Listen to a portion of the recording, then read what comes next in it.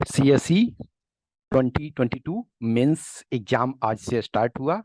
इसमें आप ऐसे का टॉपिक्स देख सकते हो। जो टॉपिक पूछा गया है, आप जो भी है मीन्स नहीं लिख रहे हो कोई बात नहीं है, लेकिन आप इस टॉपिक को देखो, इसको समझो, इसको एनालाइज करो। जो भी इवन आप CAPF का प्रिपरेशन कर रहे हो तो इन टॉपिक को एक बार गो थ्रू हो, इन टॉपिक को समझो। बहुत सारा इस बार रिलेटिवली देखो, लास्ट 2-3 इयर्स के तुलना में, लास्ट 2-3 इयर्स के कंपैरिजन में आपके पास ये रिलेटिवली इजियर टॉपिक थे। इजियर टॉपिक यूपीएससी में उस ढंग से नहीं होता है कि आप कंप्रीहेंड किस ढंग से कर पाते हो।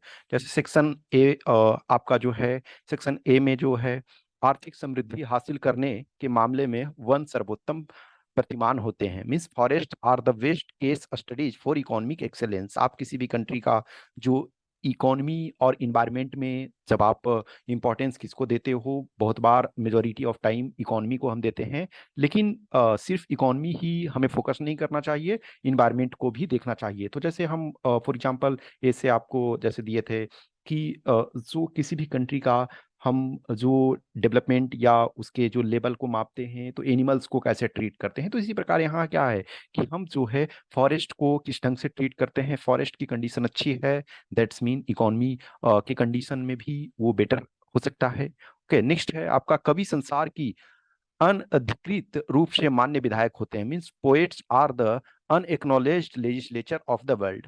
एक टॉपिक जैसे आप देखोगे यूपीपीसीएस वगैरह में पूछा जाता है ना कि साहित्य समाज का दर्पण है, तो एक तरह से जो पोएट हैं, पोएट जो चीजों को देखते हैं, जो मान्य विधायक हैं, इसका मतलब अनधिकृत, इसका मतलब क्या है कि लेजिस्लेचर के थ्रू उनको पावर नहीं दिया गया, लेकिन समाज किस ढंग से मूव मूव करता है। जैसे हम कहते हैं ना कि जहां न जाए रवि वहां जाए कवि, इस ढंग से।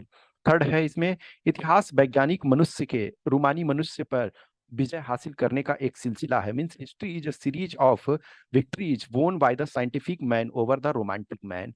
तो जो ये है कि इतिहास मनुष्य के रूमानी मनुष्य पर, मीन्स आप जो किसी चीज को, जो रोमांटिक मैन है उससे ऊपर आपको साइंटिफिक मैन के को प्रेफरेंस देना चाहिए, अधिमान देना चाहिए, वो संबंध में है। नेक्स्ट आपका है जहाज बंदरगाह के भीतर सुरक्षित होता है, परंतु इसके लिए तो वह होता नहीं है। कह रहा है कि a ship in harbor is safe but that is not what ship is for। तो शिप क्या है, वो पानी में जाने के लिए ये ही होता है। ओके, सो आप तट पे, कहते हैं ना कि लहरें उठती है, गिरती है, और नाविक तट पे पछताता है, फिर यौवन बढ़ता ही जाता है। तो जो लहर होती है, जो आपके वेव्स होते हैं, वो आपके उठते गिरते हैं, लेकिन जो नाविक है वो समुद्र में कूदेगा।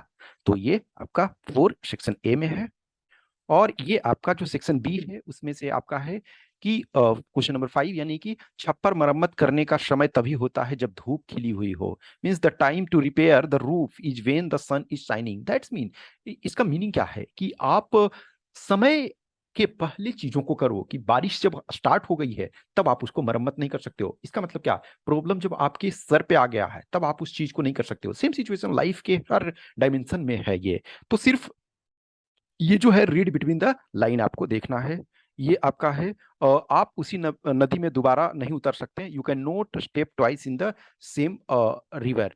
तो ये एक फिलोसफिकल ये है कि जो मोमेंट है, एक तरह से बुद्धिज्म का भी देखो मोमेंटरिज्म है कि जो वो टाइम है पार्टिकुलर, उस टाइम का यूटिलाइजेशन करते हो, दैट्स फाइन। अदरवाइज हेराक्लिटस का ये सेंटेंस है एक्चुअल में यदि देखा जाए तो। वेस्टर्न फिलोसफी में देखो हेराक्लिटस का ये सेंटेंस है कि you can not swim twice in the same river. या फिर बुद्धिज्म का कंसेप्ट यहाँ है कि मोमेंटरी, हर मोमेंट अपने आप में इंपॉर्टेंट है, once moment is past you can not recover that. तो टाइम जो है एक तरह से यूनिडायमेंशनल कंसेप्ट है कि एक बार जब वो पार हो गया तो उसको आप यूटिलाइजेशन नहीं कर सकते हो। क्वेश्चन नंबर 7 जो है, हर असमंजस के लिए मुस्कुराहट चुनिंदा साधन है। Means a smile is the chosen vehicle for all ambiguities। Okay, कि हर असमंजस के लिए मुस्कुराहट ही, वो जो कहते हैं ना ऑल इज वेल, आपने 3 इडियट्स मूवी देखा होगा, तो ऐसा नहीं है कि ऑल इज वेल बोलने से समस्या का समाधान हो जाता है, लेकिन एटलीस्ट क्या है, smile is the chosen vehicle for all ambiguities. जो आप प्रॉब्लम में होते हो तो उस प्रॉब्लम को थोड़ा देखो, उस पर हंसो।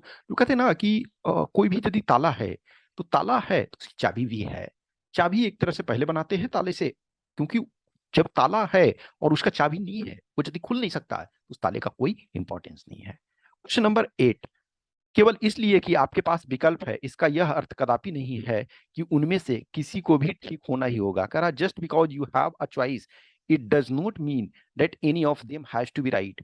कोई भी मोमेंट होता है, कोई भी ऑप्शंस होते हैं, तो इसका ये ऐसा नहीं है कि आप बोलोगे कि आई हैव 3 अपॉर्चुनिटीज। वो हो सकता है तीनों के तीनों, 2 3 4 5 जो भी है वो सब खराब हो।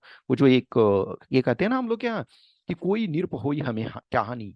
बहुत बार क्या होता है, आदमी बोलता है ना कि कोई भी हो हमें क्या फर्क पड़ता है, जैसे ये लूटने वाले हैं वैसे ये लूटने वाले, या एक गांव में बोलते हैं जैसे नागनाथ वैसे सांपनाथ। ठीक है ना, कि प्रॉब्लम हो सकता है, but have to find the better things in that. तो ये आपके ऐसे हैं, इनको देखो एक बार। किसी भी आप, इवन इफ आप सीएससी के मेंस इस बार नहीं दे रहे हो सकता है नेक्स्ट ईयर दोगे, या फिर असिस्टेंट कमांडेंट का भी दे रहे हो, तो सारे के सारे फिलोसफिकल टॉपिक्स हैं, लेकिन आपको उस पर सोचना चाहिए, उस पर पॉन्डर करना चाहिए। ये अपने आप में देखो, इस बार मैं समझता हूँ कि फिर भी रिलेटिवली जो है टॉपिक्स अंडरस्टैंडेबल हैं। आप 21 वाला देखो तो टॉपिक ही सही से समझ में नहीं आता है, एटलीस्ट मैं समझता हूँ कि फिर भी ये वाला इस बार का ठीक है। तो इनको देखो और इनके ऊपर थोड़ा सा सोचो, बहुत सारी चीजें इसमें से सीखने को मिलती है। Okay, thank you.